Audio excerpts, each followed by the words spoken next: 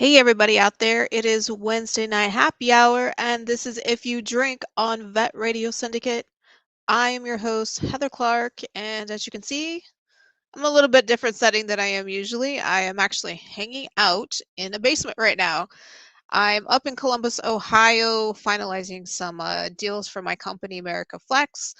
And this was the place. We have a full house here. We've got a couple people here, quite a few dogs upstairs and cats running around and everything like that. So it's like, I'm going to run downstairs to the basement and do the show so that I don't disturb anybody, but I can still be on here with you guys. And this week is Vet Week. This is a week where we don't have guests. We actually can have vets come on with me. I put a link in the comment section. All you have to do is click on that, and I will bring you on to the station to have a drink with me. And tonight, I happen to be drinking Guinness. Thank you very much, Minnie, for getting me a beer tonight. I forgot to pick some up. I've been running around all over the place, getting lost in Columbus, Ohio. My GPS doesn't like it here. I don't know why, but it sends me in circles in this town, and it kind of drives me nuts. But things are good. Things are great. Busy as always, and I love being busy. Started a new semester at Purdue University. I'm halfway through my master's for public health. I'm pretty excited about that. Got some awesome professors this term, so I'm looking forward to that. Just finished up dinner actually with Minnie from the sports church and the bar, and his beautiful wife Michelle just made us an absolutely amazing dinner. So just finished that up. Hey Jean, how's it going? Labatt and Molson, yeah. I actually really like Guinness. I don't drink it all the time. My favorite beer actually lately is only one I've been able to find in Key West, and it's bottled beer, and it's called the Funky Buddha. But it's really, really smooth, and I dig it. It's really cool. But yeah, I like a Guinness every once in a while. So other stuff is going on. Let's see. Just traveling again, kind of getting sick of driving. I drove all the way from Tampa again, all the way up to Columbus, and trying to find things to keep myself entertained while on the road has been well, it's been a journey. Let's just say that. Hey, thanks, George. Owner of Vet Radio Syndicate on here saying, have a great show. Thanks for the love and support, George. Appreciate it. So a couple things going on. I was kind of talking to Minnie upstairs before the show. Like, I've been keeping up with a lot of stuff in the news lately. I don't really watch the news for a reason because there's so much negativity. There's been a lot of crazy court cases in the news lately that I have been paying attention to because they had very big outcomes that I think a lot of people were waiting for. But the biggest one that I've really been following is the Ghislaine Maxwell, and yes, that's how you say her name. I always thought it was Jasleen or something like that. But Ghislaine Maxwell, the basically piece of shit that was Jeffrey Epstein's girlfriend, is on trial now. So unfortunately, because it's federal court, we can't watch it on TV. But I've been following all the court, updates daily. I've been watching a lot of documentaries on it. 60 Minutes. You guys remember 60 Minutes? When I was a kid in Wyoming, we had three stations. We got Lawrence Welk, Hee Haw, which I love Hee Haw, and 60 Minutes. And even as a kid, I loved 60 Minutes, and I still do. Now they have 60 Minutes Australia. So I've been watching a lot of that. They actually do a lot of American shows. One of the main accusers for that case, Virginia Goffrey, actually married a guy from Australia. So she actually lives over there, and she was on 60 Minutes Australia. So, but following that case, I hope she gets exactly what she deserves. I really cannot wait to hear the outcome of that case because it's a long time coming. Let me tell you, that guy had been doing this for decades and decades and decades and just getting away with it nonstop. But other things going on. Let's see. Talking about Hee Haw, actually, I was kind of remembering back some of the shows that I watched as a kid. We were just upstairs eating dinner, and A Christmas Story came on, and I'm like, man, we should do like a VRS Christmas Story special, like Where is Ralphie Now, and do like a little trivia thing. And Ochel's like Hee Haw, I even had the little Hee Haw bibs when I was a kid. I got to go to the Grand Ole Opry in Nashville this past summer and tour the Grand Ole Opry, and wow, it was really amazing. Got to see where they filmed Hee Haw and did all the shows. Saw the cool little Mike. Live is finishing each other's sentences. Yeah, and I didn't know until my friend told me that the whole story behind that mic in the Grand Ole Opry, why it looks like there's a carved piece out of the floor, is because they actually brought that from the Ryman Auditorium, which was the real kind of birth of country music. And they brought that to the Grand Ole Opry and inserted that piece in there. And it is kind of sacred and holy to anybody that does music. And I couldn't really bring myself to step up to the mic because I just really consider that kind of sacred. And hopefully, I'll get to see a live show in the Grand Ole Opry this next year, and the Ryman as well. Lots of cool stuff to see in Nashville. Went to the Johnny Cash Museum. Got to visit Graceland. Went to Sun Records, where Elvis and Johnny got their starts. In fact, we may be looking at going and doing a podcast there at Sun Records in Memphis sometime next year. Pretty excited about that. But enough about me. Let's put that link into the comment section for somebody that wants to come on.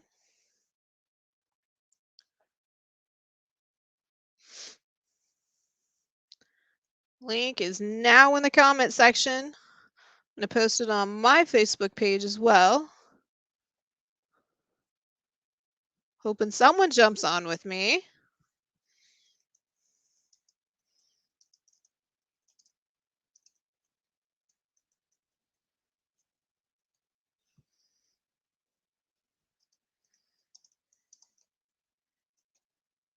We got Christmas coming up in Florida. Doesn't really feel like Christmas. I went from 80-degree weather down to about 45, 50 here in Columbus. Not snowing, which I'm very happy about.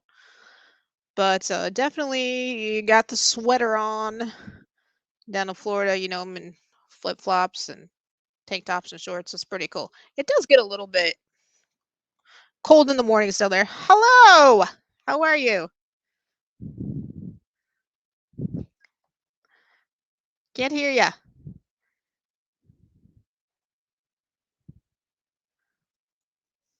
Nope.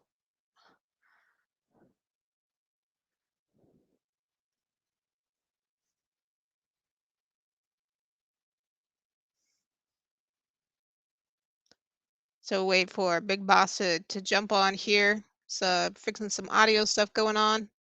We even got we even got matching headsets. I actually left my headphones at the warehouse that Georgia owns today, so I was scrambling to try to find some, but there's always like a million headphones around the house. So snagged some from Minnie before I came down. But George and I got some pretty cool stuff going on in meetings today. He's going to go off and try to hop back on. No. Looks like George knocked off a Radio Shack. Dude has so many electronics. I mean, he owns electronics business. But yeah, you need like headphones, cameras, like phone chargers, iPads. He's got everything. And so I'm not sure why his headphones aren't working. They're the exact ones, and I use them when I come up here. Here he's popping on again. Is that better? Yes, I can hear you. Okay. God bless you. Yeah. God bless you, Tiny Tim. Nice headphones. Yeah, I know. Those are the standard issue VRS headphones that we should be using because. So, how you doing today? I'm great. Just running around trying to take care of some errands, and before I hopped on, I actually forgot that I was on tonight until I got home, and I was like, "Oh shit, John, I got to go on the station." Like George rocked over at Radio Shack. Yeah, we could have done that probably. That's the thing. So, so for those of you that are watching, we are going to we've got a big announcement coming up in the next couple weeks. And we should be ready by the first of the year to announce. Well, I don't know. We'll see how it went today. I mean, but we've got some big things to announce, and which is going to change the trajectory of VRS and for the hopefully for the better. And that being said, this is going to help not just one vet, but lots of vets. So yeah, and that's The other thing is, and we did the show earlier today. I don't know that if you caught it, the Warrior Wallet. Starting in January, we're going to be doing for the veterans that are listening.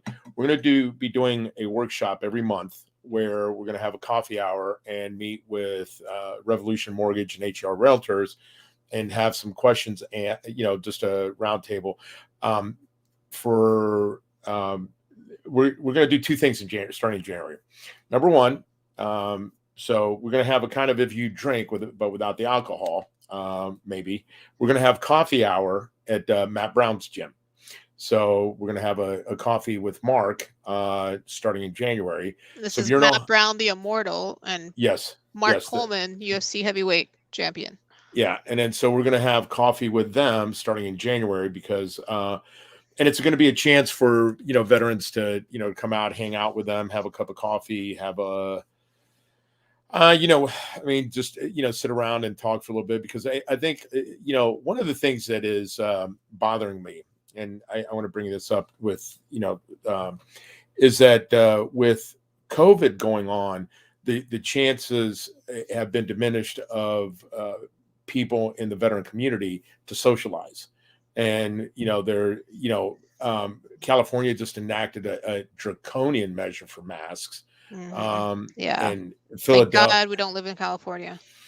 Philadelphia, Pennsylvania's got the new restaurant mandate. New York's got the new restaurant mandate. Things are going to be very challenging for a lot of people. So what we're going to do is just, because people haven't been able to socialize, and I guess going into 2022, it's been frowned upon to throw virgins into the volcano. For to have a good year. It's not a good year, so we're going to start having some some events, and hopefully, like I said, we're going to have a coffee hour with with Kevin and with Revolution Mortgage and answer some financial questions, because that's another thing that we popped up today when we were doing the show.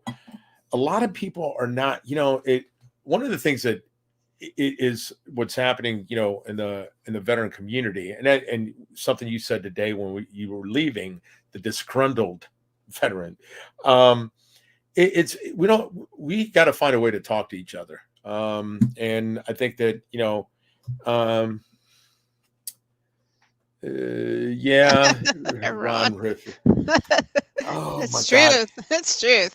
Especially when he went out that had stuff with it. You're like, oh, God, I got to wear this freaking mask. Nasty stuff. Yeah. And the problem is, too, is that, people are just, this is exhausting because, people are just not, I'm going to have a drink, but I'm going to have a non-alcoholic drink. So, not me. Huh? Not me. I went and stole the Guinness out of the fridge. Did you really? I did. Yeah. So, a mandate is not a law and has.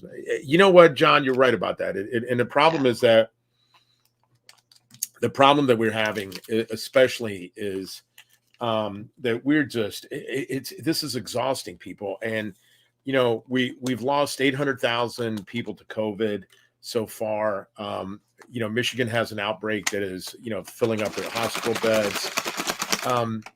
It's a tough thing because, the problem is with it is that there's just, we don't know when it's going to end, how it's going to end, and the problem with it is that, again, if it's, we just don't know what it looks like. I wonder, at this point, this is, grape Kool-Aid, but, I wonder if they could find a way for Jesus to turn this into wine. So I could do with some wine right now. Oh, I gotta tell you, people just need to understand the statistics too, and 800,000 is a sobering statistic, but at the same time, when you're comparing it to the actual population, and you're looking at all of the other factors of why those people may have died because they had pre-existing conditions, none of that is brought into the picture. They just throw this number out there to scare the hell out of everybody, and then people obey. Yeah, and part of it too is the fact is that I think a lot of this is the fact that we just, we as a country and as a world, we're just getting tired of the name. I mean, and it's not, however you want to look at it. It's we're tired of the nanny state, whether it's left or right. I mean, people are just, getting upset about that. But I think the other issue behind it too is the fact that um, how do you get people to talk to each other? Because I mean, I think that it's like everybody is just so And have upset, constructive conversations. right? And yeah, and again, by the way, I got to tell you something.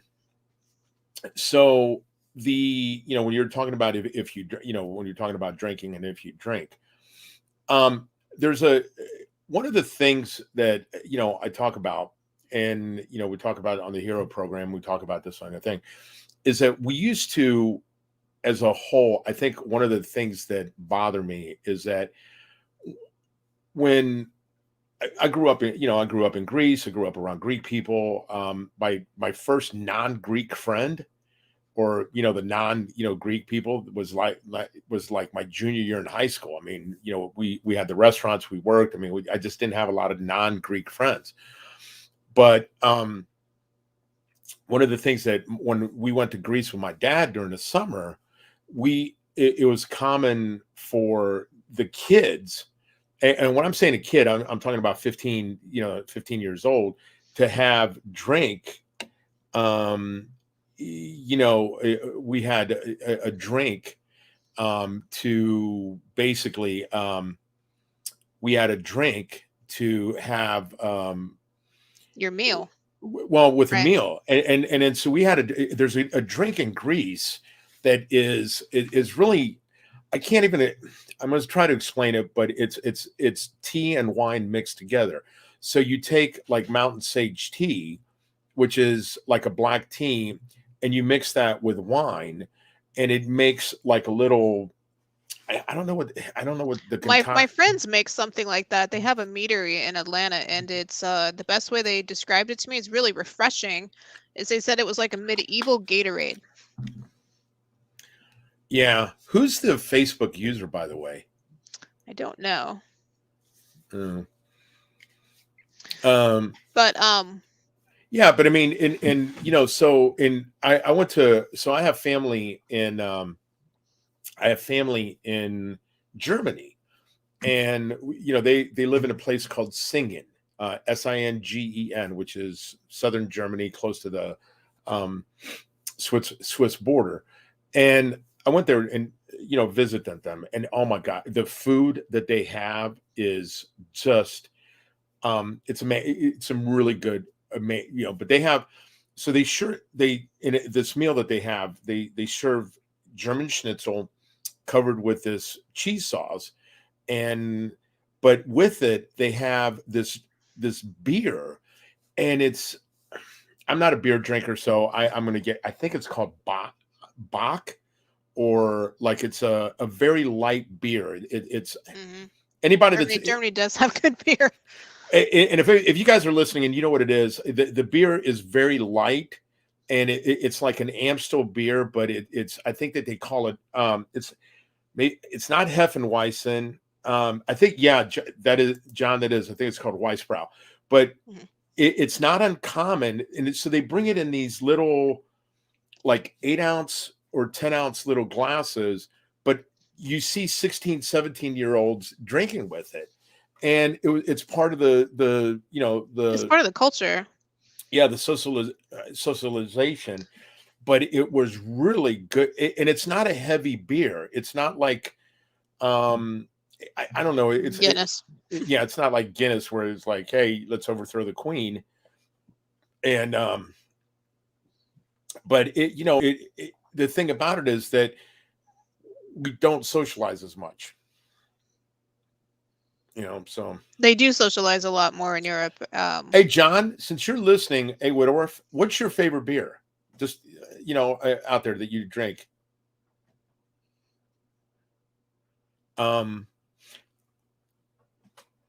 Medieval small, yeah. I mean, like I said, I'm not a beer aficionado like some of the people. I'm a Scotch and whiskey drinker, and Ouzo. Those are my three go to. I can tell you about Scotch and whiskey, but when it comes to the rest of them, not as much. Speaking of which, Heather, what's your favorite beer? Right now, Funky Buddha. Funky Buddha. I could Okay. only find it last time I was in Key West with Chris, and it was at the Navy Exchange actually. And I needed some beer for the show that night, so I grabbed it, and I was like, "Holy crap, this stuff is pretty good!" And then I haven't been able to find it since. Yeah. Yeah. Everybody has a go-to drink. Mine is Zuzo. But they make like But even wine is my preference for right. drinking. And one of the things that they used to do in Greece too, which is if what I mean, it's an acquired taste as well, but they'll take mint, crush it in a cup, um, and they crush it in a glass in a tumbler, and they'll put mint, ice cubes, ouzo, and a little bit of water, and it makes like a minty ouzo drink. Like a And mojito kind of. yeah, but there's no sugar in it. You don't add sugar to it. Now you can, and I've had that, but it's I love mojitos. That's my favorite Florida drink, actually. is it really? I love mints. Anyway, but yeah, I love mojitos in Florida.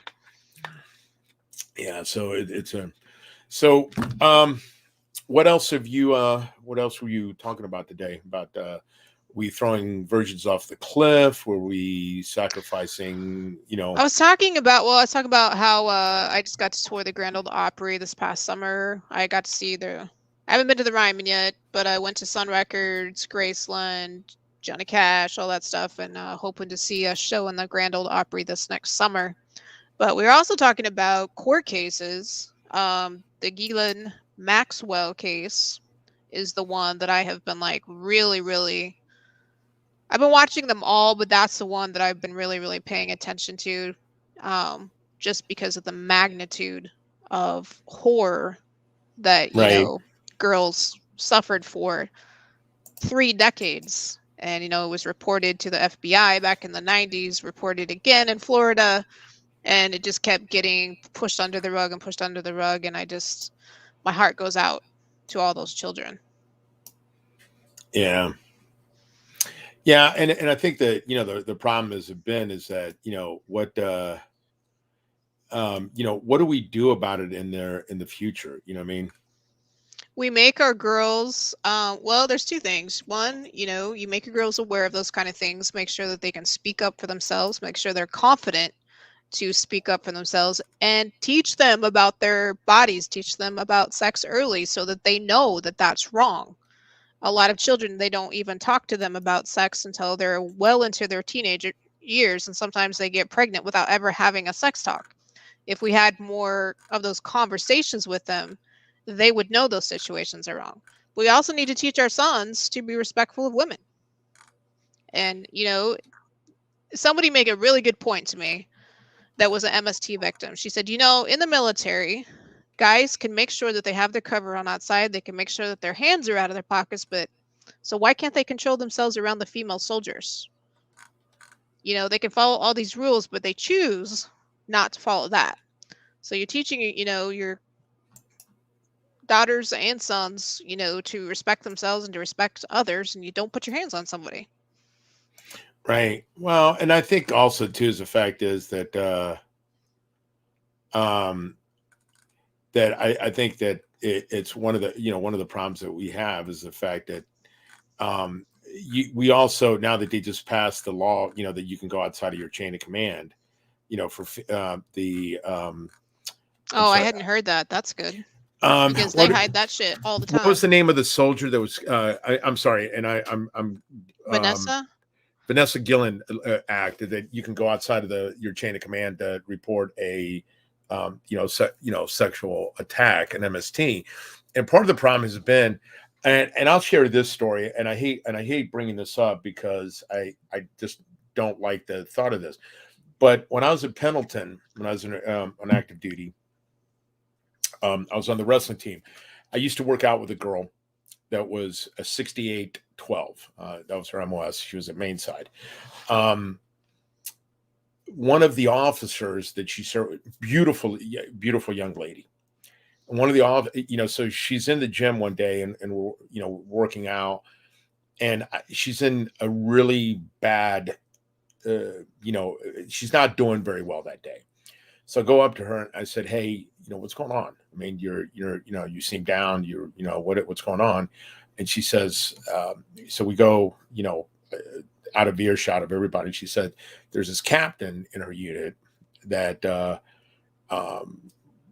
sexually, attacked her, and she was trying to, tell him to leave her alone, and the guy just wouldn't leave her alone." So I was like, "All right." She told me what she did. So I said, I have an idea. I'll take care of this. I said, "When's your next day that you're going to be on duty?" And she's like this. So I go down there to the, I go down there. Now, mind you, this is when I'm wrestling for the Marine Corps. So, and that's the kind of, shape I'm in. I squared up on him. I confronted him. I literally had him up off the ground. And me and him were going to come to blows. I said, "You ever put your hands on her again, I'll fucking kill you." I said, and I hated to the fact that I had to get to that point, but it was, the point was that there's a couple things you can't do around me. And it's just the way I was brought up. One, you can't put your hands on women. I don't care who you are. Number, you can't, and I made a post about this the other day. When I was at Ohio State, I used to teach rape prevention. And I hate to, to get the reason I started teaching it was because one of my friends at Ohio State, when she was leaving the Oval to go to, to walk across to the dorm, for Mirror Lake, this guy attacked her. And in all the years that I've ever taught rape defense, I've never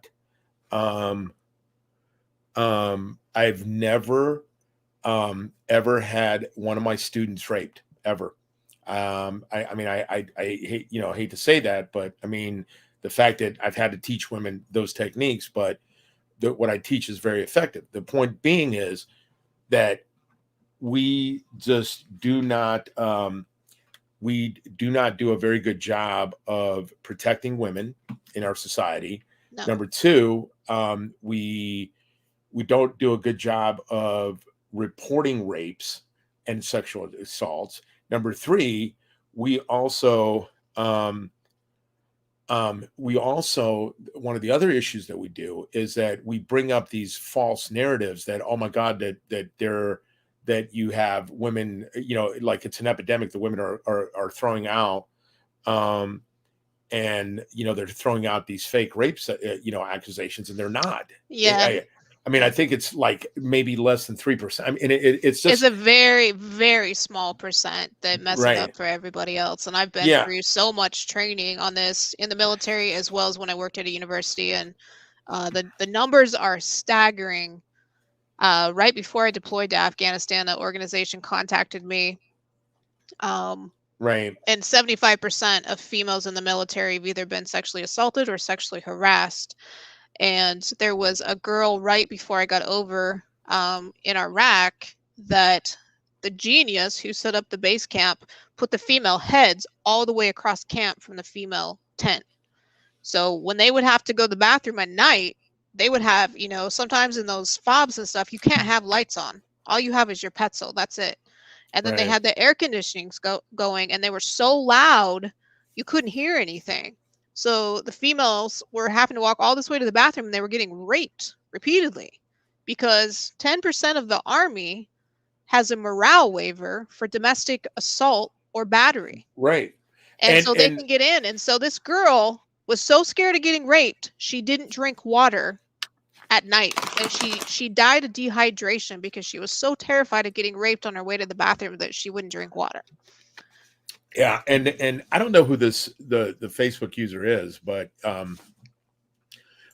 when and you can ask anybody about me. I mean, that is one of my pet peeves is you don't attack women, you don't put your hands on women. And I teach judo, I've been teaching. I've done judo for 40 years. Um, but I had one of the problems that you had on campus at Ohio State, and I will tell you this. I'm going to bring up some bad things about Ohio State. That 1994, Ohio State from up until 1994 really didn't give a shit about its female students. It really didn't. I hate to say this, and I'm sorry that even as an alumni, we had a couple rapes on campus.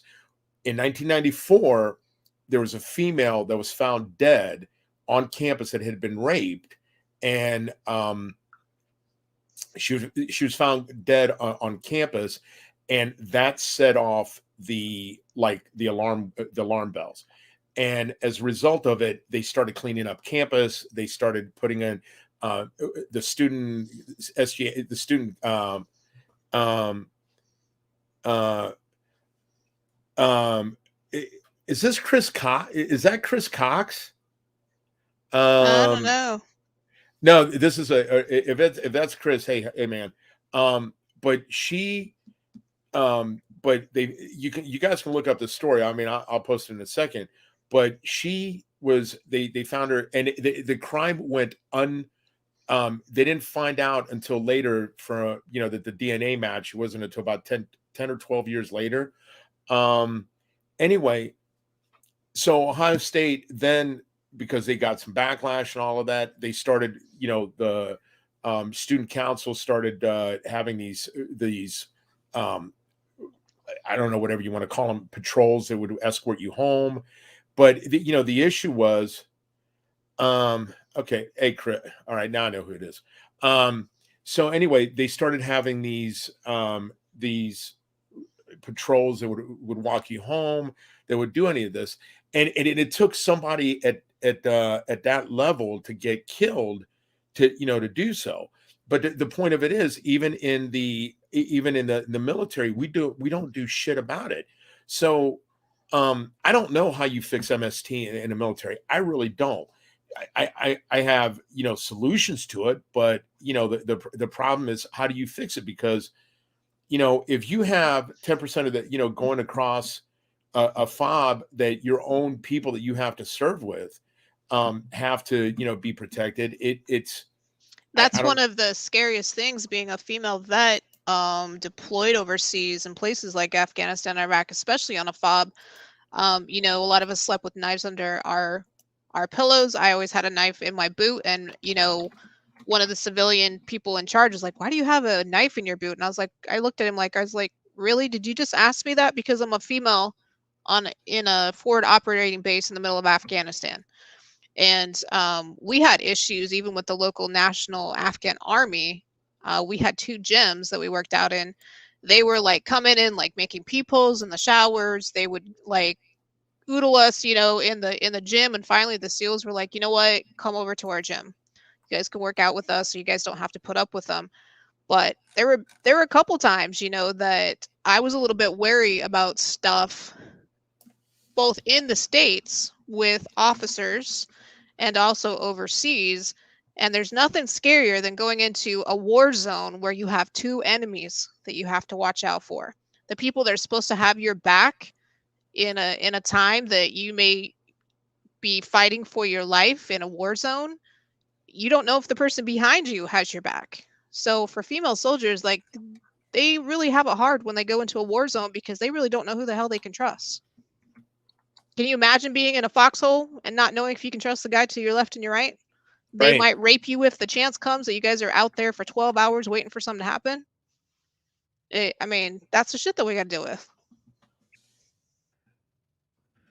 Yeah, I mean, and okay, so I got part of this wrong. It was 1995. Stephanie Hummer was the girl that was killed, and she was an 18-year-old freshman at Ohio State when she was killed, and that was in 1995. But she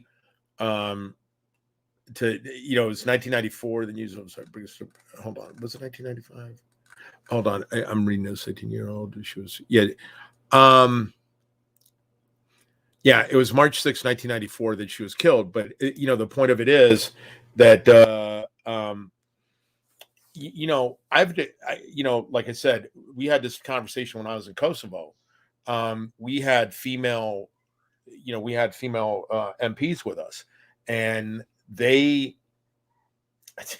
it just, we had to protect each other. And the problem is that, we also, the command also doesn't do a good job of, the command doesn't do a very good job of prosecuting those, so they can get away with it and not to feel, Well, they also just check a box by making you do the stupid online courses about sexual harassment. Occasionally they have in-person ones, but I guarantee if they put the fear of God in those guys and said, if you fucking touch another goddamn female soldier, these are the consequences, period.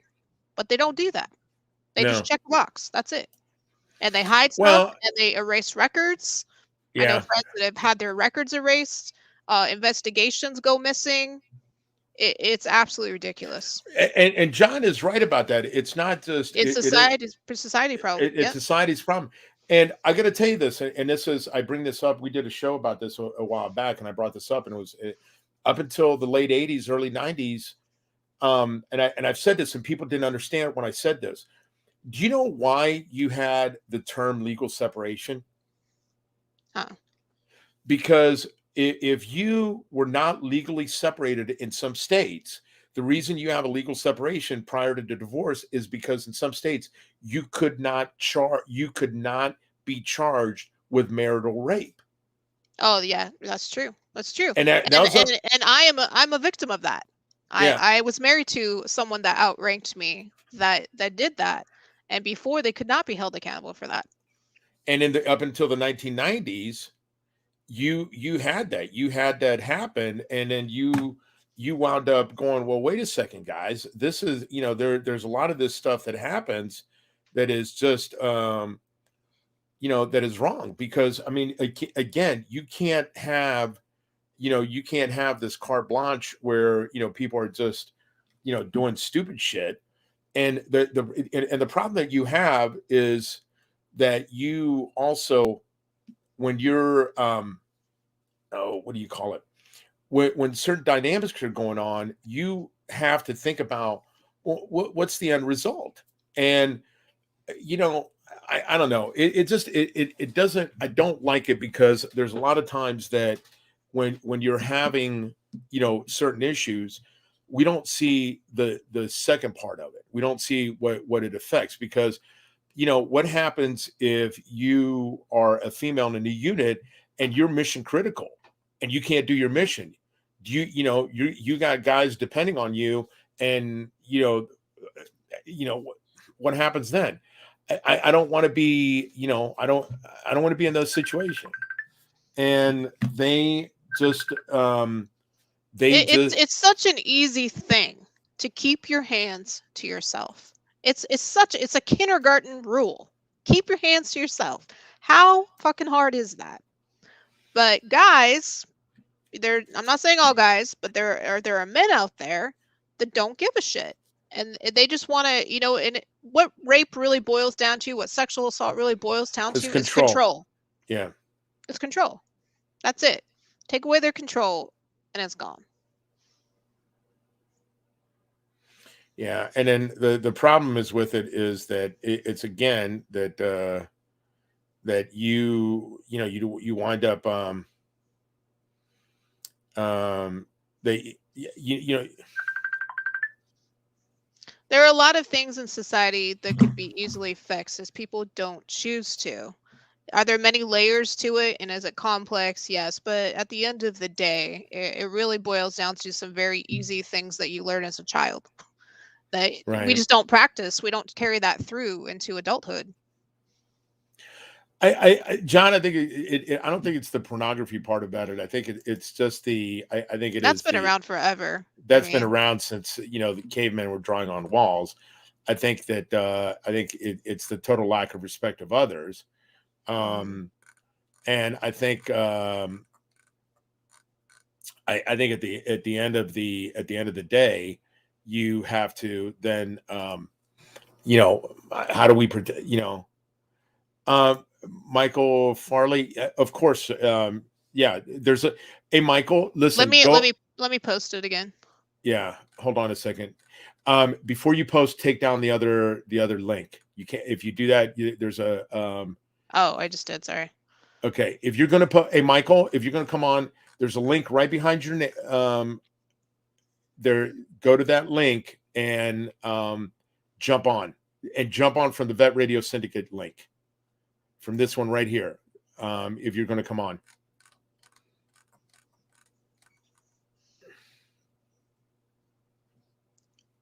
So just link on. Hey, Michael.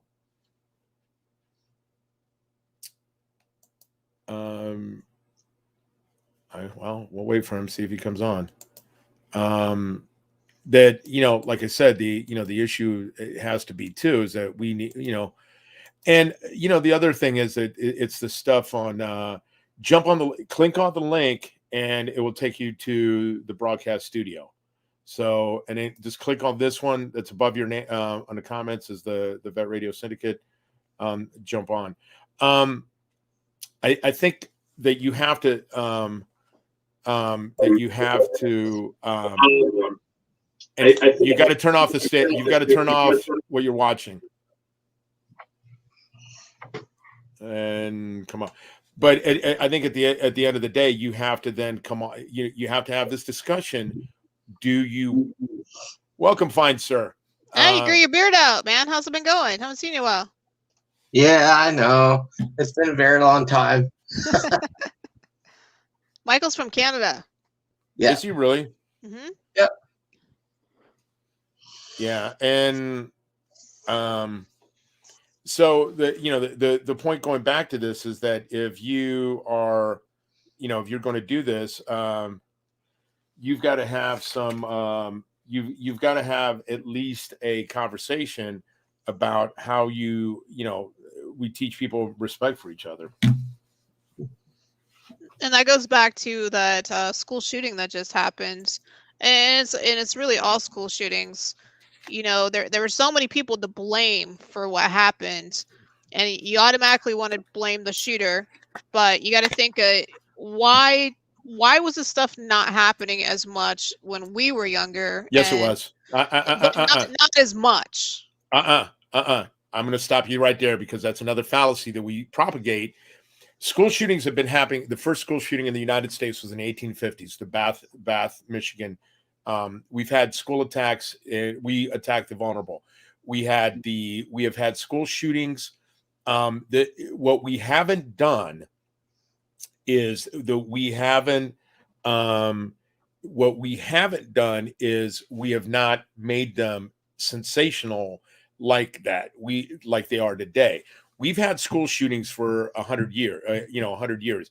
The Bath, Michigan. They blew up. I don't ever remember hearing about like they do now. That's exactly the difference. We've had, listen, did you not see Full Metal Jacket? Yeah. Okay. Texas School Depository, United States Marine, and so what was, again, it goes back to, we had school shootings. What we did not have is the sensationalism behind them. We didn't have CNN going and, making, the news. Gun violence in the United States has gone down. Now it is slowly going up because of COVID. But the school shootings we had, the problem has become is now they're becoming more sensationalized. And the problem with them is that we are making them sensational. We are giving we're doing the Dylan Clayball thing. Everybody, but the amount, do you think, is increased? No, you don't think it because has? one of the things, and I'm going to tell you this for the people that are listening, one of the things that I get pissed off about, because again, it's data. If you have one of the things that they're reporting is that if a school shooting happens on school campus, right, on a school, like a drug deal, and it involves, people that aren't students, that is considered a school shooting. That is something that if you go to the FBI, and you go to the statistics, what they're including in schools is after hour in school shootings is after hour Well, what I'm talking about is the kid that's getting bullied that walks in and freaking mows everybody down. It's been happening for a long time. I mean, you can pull up the stats. I mean, it's there's a, hold on a second. I'll pull it up. You guys talk about maple syrup or something there. Maple syrup in Canada. I have a comment on what you guys are talking about. When I was 15 years old, at my high school, there was a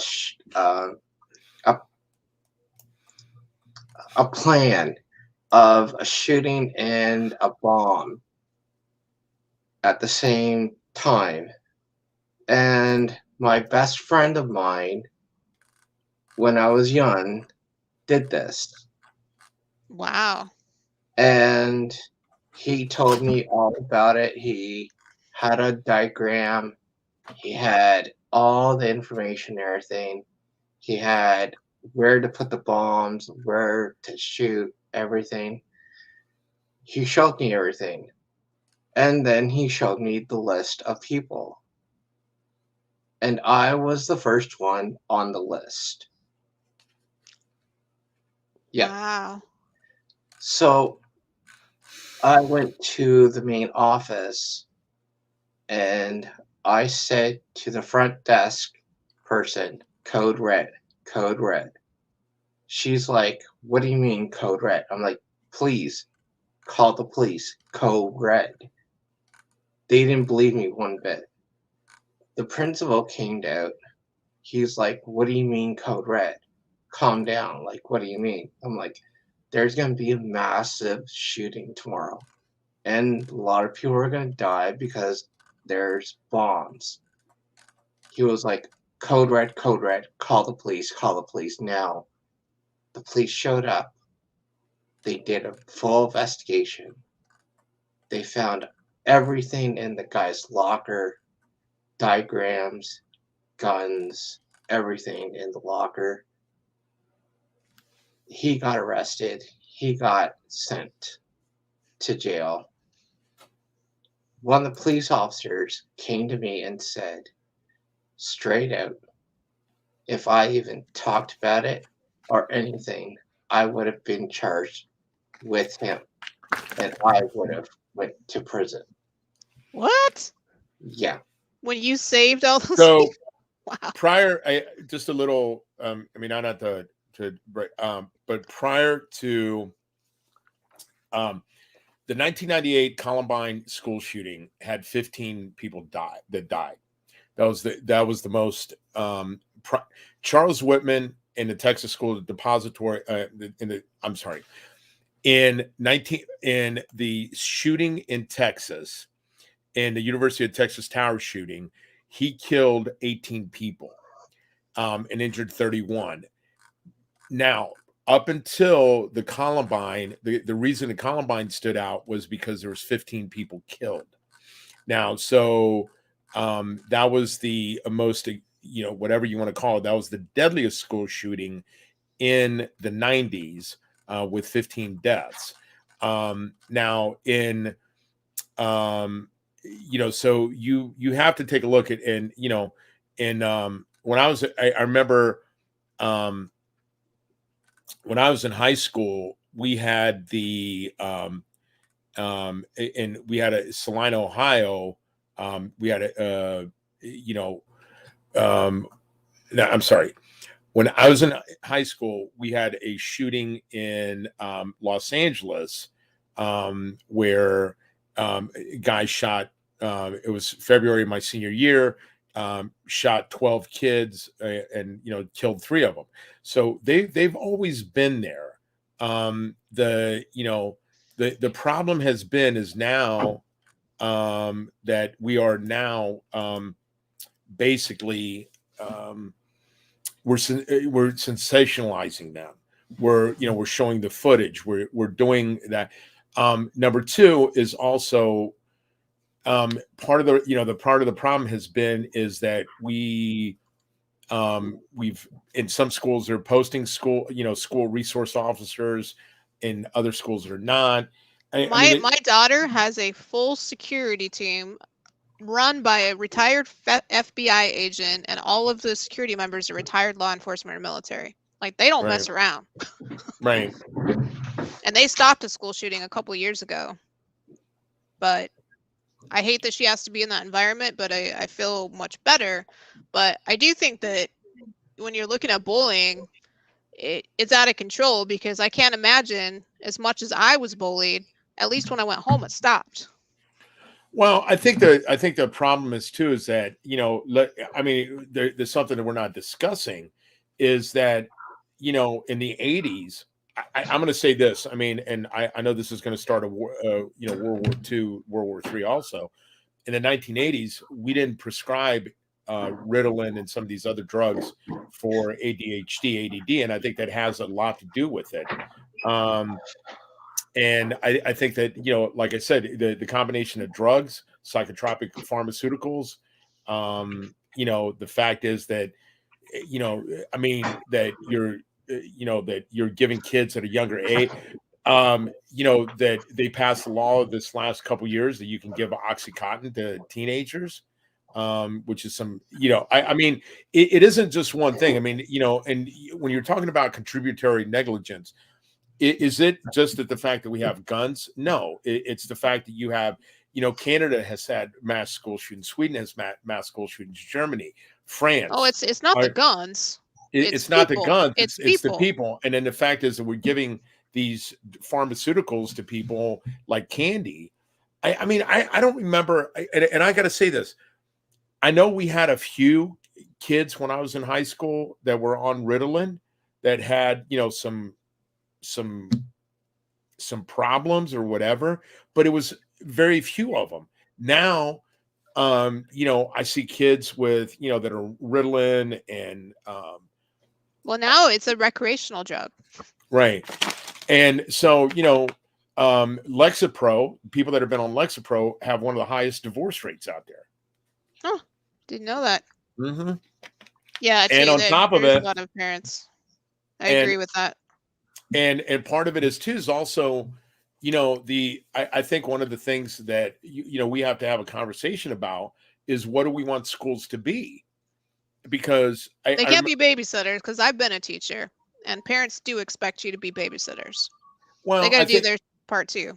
The parents have got to be something about that. And I think that not only just the parents, but also what do we want schools to teach? What do we want, what's important for our kids to learn? I mean, and if if you're teaching walnuts, it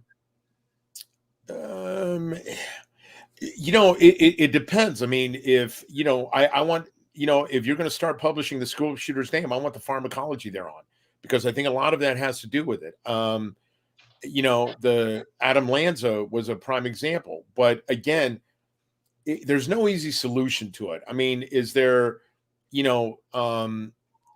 you're to the point that you're doing something like that there is, fundamental, craziness. Michael, did they sensationalize it up in Canada like that, the school shootings? Yeah, like when I went to high school, they had a whole bunch of different like teachers, and we had special ed, like helpers and that, and it was very hard for the teachers to deal with all the students, because it's different kind of attitudes and different kind of like, okay, she's telling me something else and somebody else is telling me differently, and it's like back and forth kind of thing. And in my kind of situation, I don't know if there's anybody that is from my school, but I'm gonna say this anyhow. They failed me. Like, they completely, the teachers and the system failed, because they had a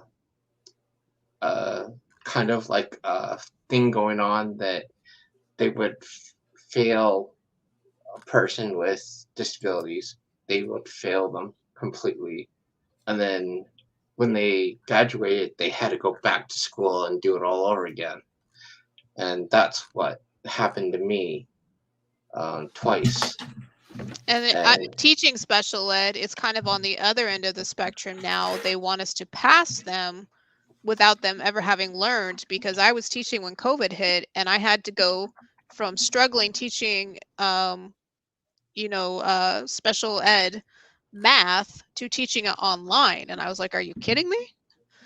But they want you to pass. And even my daughter's high school, they want a 50% to be still passing, because those schools get funding based off of that. So now it's kind of gone to the other extreme, and I'm sorry that happened. It's just never, it's always something. It's just we can't find a nice balance in stuff that we do, especially in the school system. And being in the school system as a teacher, it was very, very frustrating. My sister actually stopped being a teacher too, because she just couldn't deal with not being able to give her kids the resources that she needed to. Like I'll give the example.